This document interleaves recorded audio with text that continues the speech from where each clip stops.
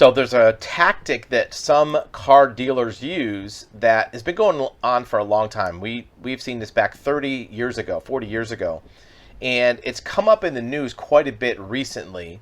And it's a way that dealers can do something kind of underhanded, kind of almost invisible, that might put your purchase at risk and in jeopardy. And it's called a bailment agreement. And some people call it yo-yo or be back or come back. But basically what happens is when you purchase a car and you drive off the lot, there may be an option where the dealer can call you back and leverage you or coerce you or blackmail you into giving them more money after you already bought the car.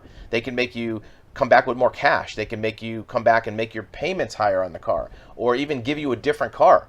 How can they do that if you already drove off? Well, it's a very common practice, and it's invisible. You almost don't even know it's happening when it's happening. And the reason we're bringing this up now is because, Jalopnik had a really good article about this just today.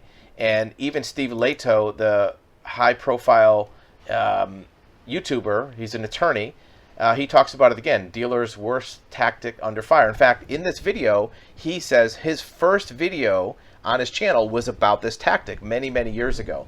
So it's coming up again because for a while it was kind of out of favor, but now it's being used more. How does it work?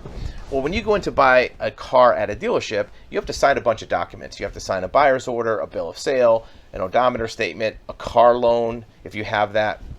And you sign this big stack of papers and you drive off the lot. Well, the way dealers do financing is they do what's called a spot delivery or on-the-spot delivery, meaning that when you come in and you want to buy a car, they want to get you out the door in that car right then. They don't want you to go home and think about it and have them get all the paperwork ready and come back later because you might change your mind. So they want to do a spot delivery to get you over the curb with that car right then. So how do they do the financing? Well, they're going to take your application and they're going to submit it to their lender, or maybe more than one lender. And they're going to try to find the lender that has the highest advantageous financing for you, but even for them, because they'll get a kickback. They'll get a commission on that financing, and they may want to find the dealer that has the best kickback. But not everybody gets approved for financing. So they want to make sure that if they give you that car and let you drive home, if for some reason the financing does not get approved, you have to bring the car back.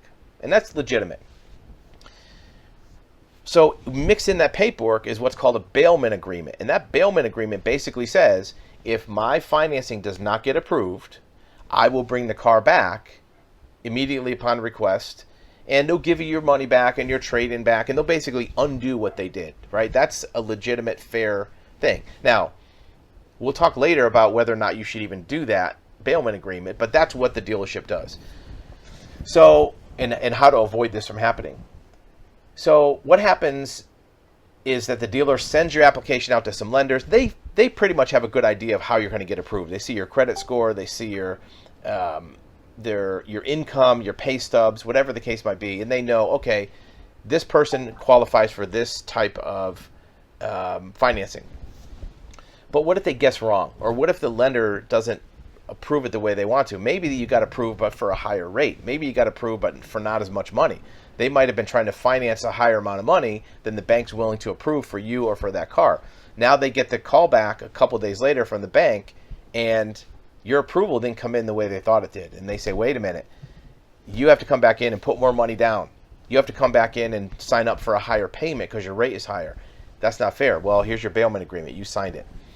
Or you didn't get approved at all, and you have to bring the car back. Or maybe switch to a lower price car. So this is something that dealers will put in every deal if you're getting a spot delivery. So how can you avoid this? So here's what you do. First of all, do not sign a bailment agreement. If you're buying a car at a dealership and you're financing, wait until they have their financing done to pick up the car.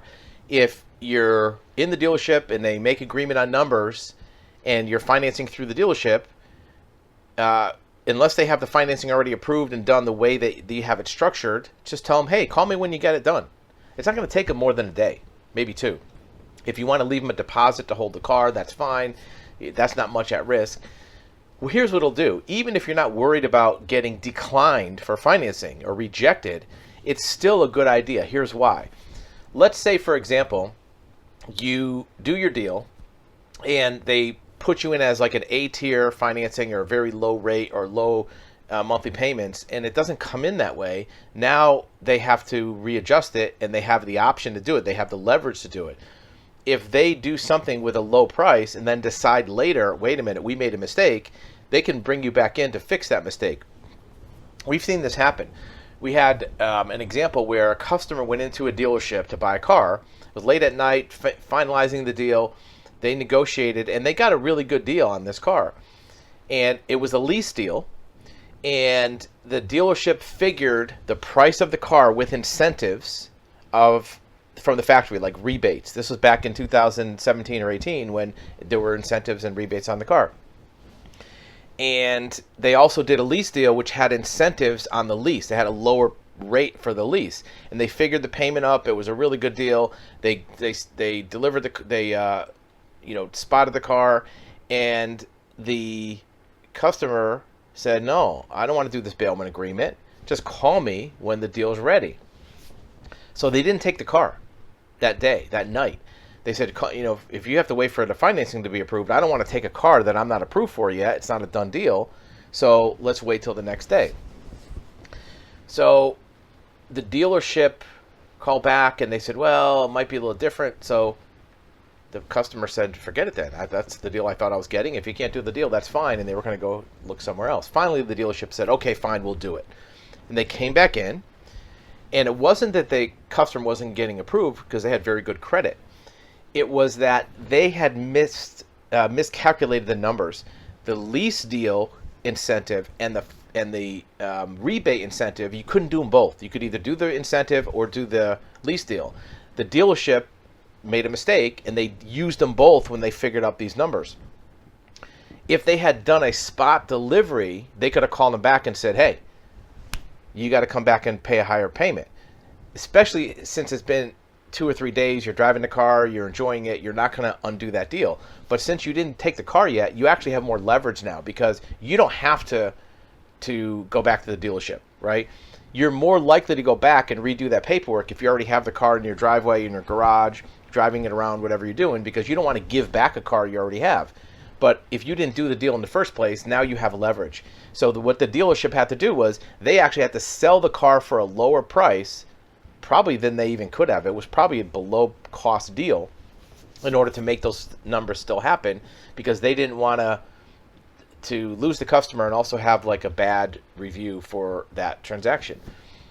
Make a long story short, if you're buying a car and the dealership has mixed in that paperwork a bailment agreement or some agreement where you have to bring the car back, call foul on that deal and tell them that you're not going to do it. When you have the financing done and you know you can do this deal, call me and let me know, right?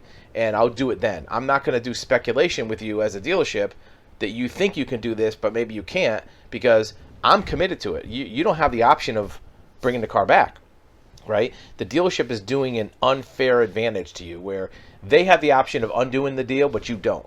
So you want to level the playing field. If they can't commit to the deal and know that it's going to be completed and etched in stone, then you shouldn't have to be locked into it either. So unless they're willing to say, well, you have the option of bringing it back too, then why would you do that? Because it's not a level playing field. So this has come up a couple times. We saw these two on Jalopnik and Steve Leto. It was also in a Car and Driver article. It seems like dealerships are doing it again. Again, it was very, very popular in the 80s and 90s, but it appears that dealerships are starting to maybe mix this back into their playbook, and you want to avoid it so you don't run into a problem where you've had the car for a few days or a week, and they tell you have to bring it back, pay more money, or have a higher payment. Don't worry. There's plenty of cars to go around, so if for some reason you can't get that one, somebody else will do that deal for you.